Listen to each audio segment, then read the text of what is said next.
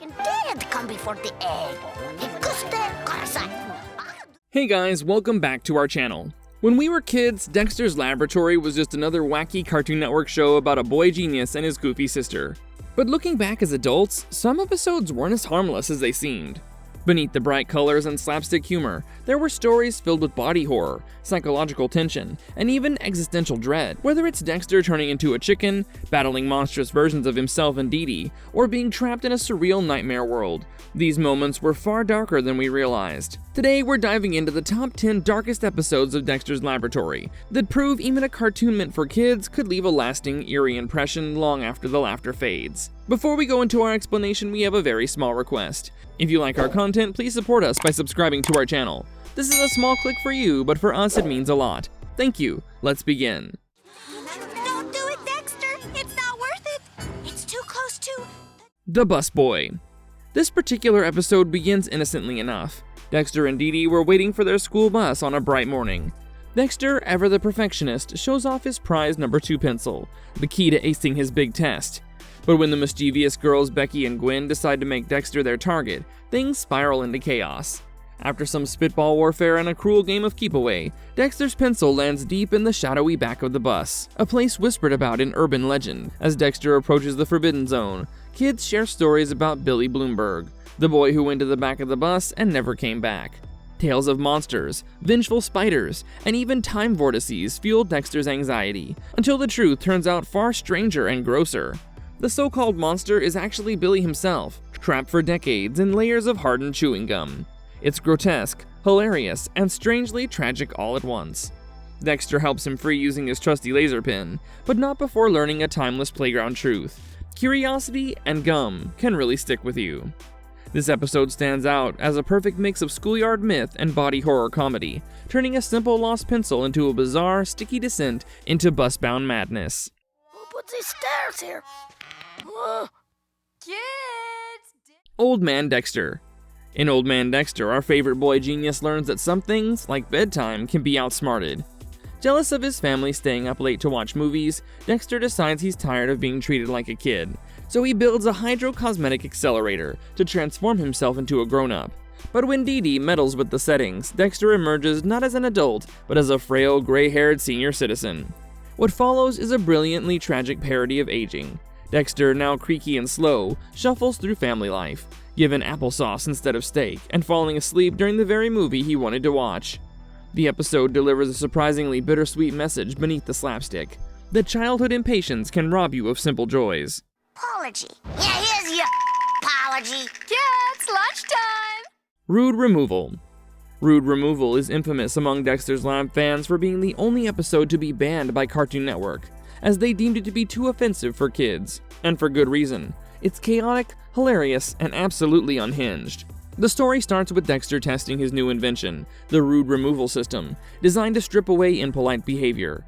But when he and Dee Dee get into an argument, both accidentally enter the machine, splitting them into their nice and rude selves. What follows is a profanity-filled war of manners. The rude versions of Dexter and Dee Dee rampage through the house, swearing, insulting their mom, and wrecking the kitchen in a scene so wild it borders on parody. The bleeped-out dialogue only made it funnier. Eventually, the nice versions lure their rude counterparts back into the machine, restoring balance and proving they're just as chaotic deep down. More than its crude jokes, Rude Removal is remembered as Dexter's Lab's lost forbidden fruit, a meta-commentary on childhood rebellion, split personalities, and the creative boundaries of 90s animation. It's Dexter at his most anarchic, and a cult classic for fans who like their nostalgia with a side of naughtiness. To press the dream ejector button, catapulting me back to conscious... Dream Machine. Sleep should be a sanctuary, but for Dexter, even dreams become experiments gone wrong. The episode opens with a classic anxiety setup, as we see our boy genius sweating over a test, while Dee Dee casually writes down the formula for the space-time continuum like it's child's play. As panic sets in, the scene twists into absurd nightmare logic, with his mind collapsing under the weight of his sister's effortless brilliance.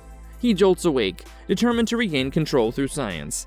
As a solution, he builds the Dream Machine, a device meant to explore and manipulate his subconscious. As Dexter dozes beneath the contraption, Dee Dee, predictably bored, starts dozing too, a decision that turns the dreamscape into chaos. Dexter finds himself in an escalating fantasy where he's the smartest being alive, until Dee Dee appears riding a unicorn, crowned with divine wisdom. The dream collapses into a surreal horror show with a laughing mob, a monstrous blob, and infinite Dee Dees mocking him into a bottomless pit of failure. Outside, Dee Dee snores away, completely unaware that she's turned her brother's pursuit of knowledge into a nightmare he can't awaken from. Dream Machine is a masterclass in Dexter's lab's psychological absurdity, an episode that blurs the lines between brilliance and madness, proving that even inside his own mind, Dexter can outsmart Dee Dee. Very proud of you. Come, let's begin. Way of the Dee Dee. What happens when logic tries to understand chaos? Way of the Dee Dee answers that question with unexpected depth. The story begins with another lab quarrel, as Dee Dee accidentally snaps one of Dexter's delicate inventions, prompting his usual insults. But when she fires back, accusing him of being a joyless recluse, something in Dexter shifts. For once, the boy genius wonders if he's missing out on life's simple wonders. Eager to change, he begs Dee Dee to teach him the way of the Dee Dee, her philosophy of carefree happiness. What follows is a bizarre, almost spiritual montage of whimsical enlightenment. Dexter abandons his lab coat, touches flowers, imitates animals, balances on rocks, and even sprints across the yard carrying Dee Dee in a backpack. But in true Dexter fashion, the transformation goes too far.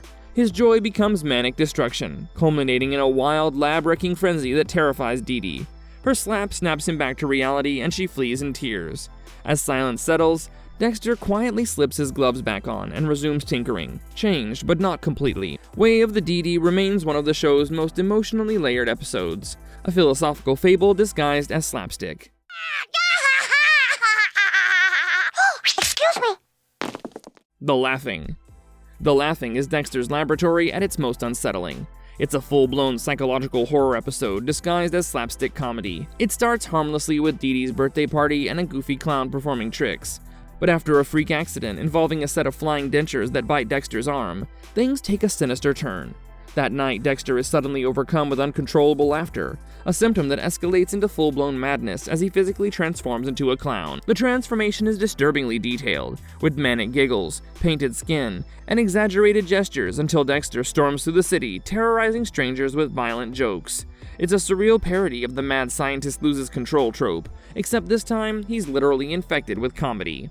The next morning, Dee Dee discovers her brother's double life splashed across the news, and, in a brilliant twist, learns mime arts to save him. Their final showdown, mime versus clown, is one of the show's most creative climaxes, ending with Dee Dee trapping him inside invisible walls until his funny bone is cured. The Laughing blurs the line between laughter and insanity, turning childhood whimsy into an existential comedy horror. It was absolutely Dexter's Joker moment.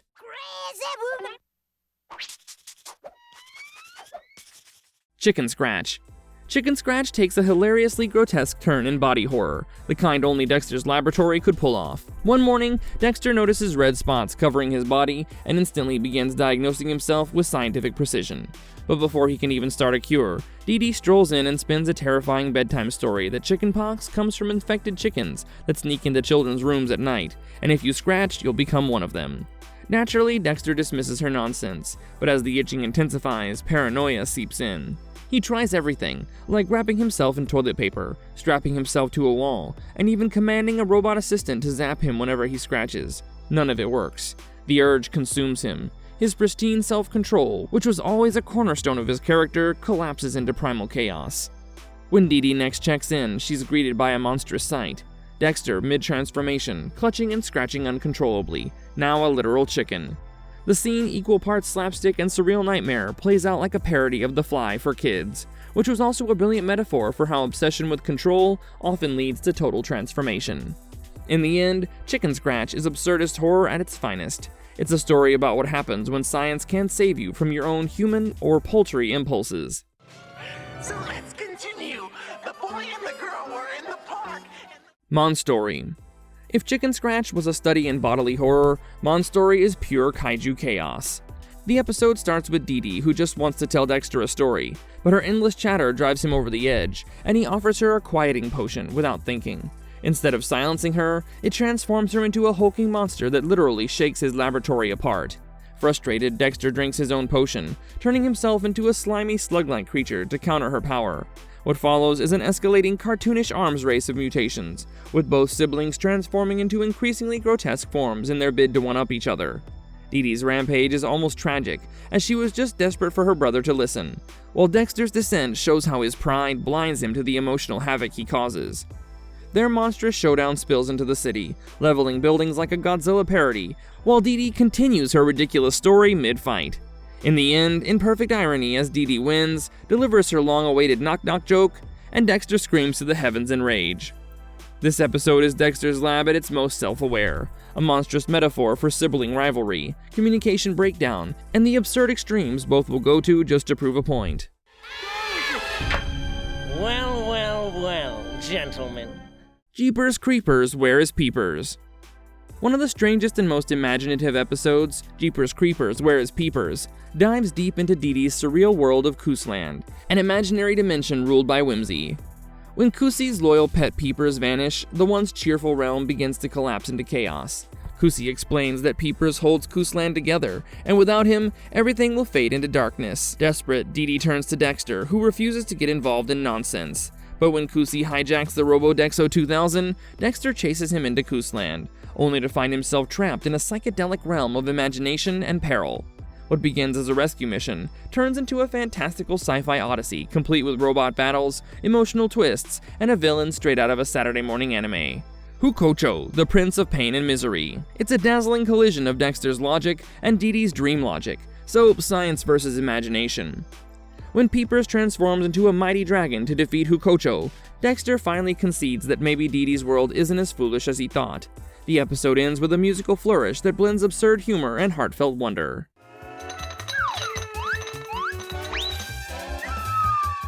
Mom and Jerry. Mom and Jerry is both an homage and a parody. It's a wild Tom and Jerry inspired short that flips the classic formula on its head. When a brain swap experiment between a mouse and a monkey goes haywire, Dexter ends up shrunken to rodent size and becomes the accidental target of his unsuspecting mother's wrath.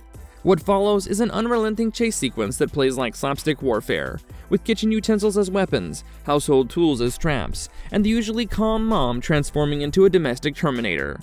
Dexter's frantic run through the kitchen is pure visual comedy gold, with dodging rolling pins, diving into vegetable baskets, and surfing across countertops, while Mom swings a broom like a battle axe.